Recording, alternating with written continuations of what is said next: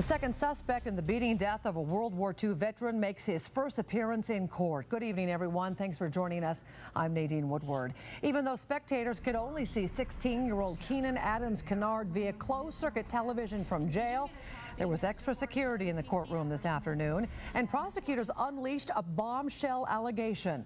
Police found a letter written by Adams-Kinard that claims the victim, 88-year-old Delbert Belton, was selling the teens crack cocaine, which has not been substantiated by police or prosecutors. Detectives accuse Adams-Kinard and Demetrius Glenn of killing Belton last week while stealing the vet's wallet. And it's not the first time Adams-Kinard has committed a strong armed robbery. Take a look at this video. Watch the young man in a white T-shirt. You're going to see it coming up here in this STA security footage. No, dude, no, hey! What happened? He stole my phone! Well, Spokane police say that the suspect who stole that woman's cell phone is Kenan Adams-Kinard, who was arrested shortly after the May 15th incident. You saw the surveillance video first on KXLY4, and our Jeff Humphrey joins us now live at the Juvenile Detention Center tonight. Jeff? Nadine, this surveillance video of a cell phone rip makes all of us witnesses to the evolution of a young man's criminal career. Even though Adams-Kinard was swiftly punished here in the Juvenile Detention Center, it was apparently not enough to alter or stop him from escalating his violent behavior. Did cause the death of Delbert Belton, a human being, not a participant in such crime. 3 months before Kenan Adams-Kinard was allegedly beating a World War II veteran to death, the 16-year-old committed a strong-arm robbery, stealing a woman's cell phone out of her hands. Watch Adams-Kinard on the right-hand side of your screen, waiting to make his move.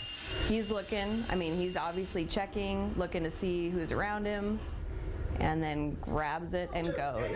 The bus driver tells the victim, a woman named Jessica, that the whole incident has been recorded by an onboard security camera, and the video was handed over to police. District 81 was able to identify him as a student of theirs, and we followed up with him and were able to, he still had the same backpack on when we caught up with him and booked him for first-degree robbery. Adams-Kinard was brought here to the Juvenile Detention Center and immediately began serving his sentence, as well as making full restitution. A little more than 3 months later, Adams-Kinard allegedly attacked Shorty Belton. It's sad to see because, the justice system and Spokane Police Department, everybody worked to get this put together and get him to answer for this crime. And unfortunately, he obviously didn't learn from that, and did escalate into the tragic loss of Mr. Belton's life. Today, Judge Deborah Hayes, who originally set Adams-Kinard's bail at $2 million, increased it to $3 million because Adams-Kinard did not turn himself in like his co-defendant did. The judge thinking that he is a flight risk. The judge also ordered that Adams-Kinard be transferred from the Juvenile Detention Center to the adult jail for security reasons. Jeff, what about the allegation that this 88-year-old victim was selling those teens drugs?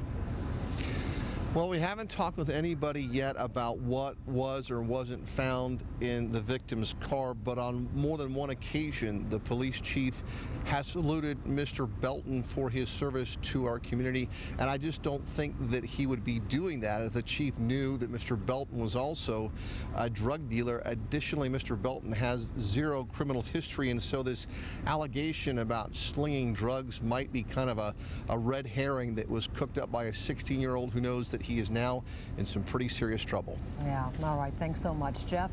We'll continue to bring you updates on the Belton murder case, so stick with KXLY.com, Twitter, Facebook, and News Radio 920. We'll also have a special section on KXLY.com with all of our coverage.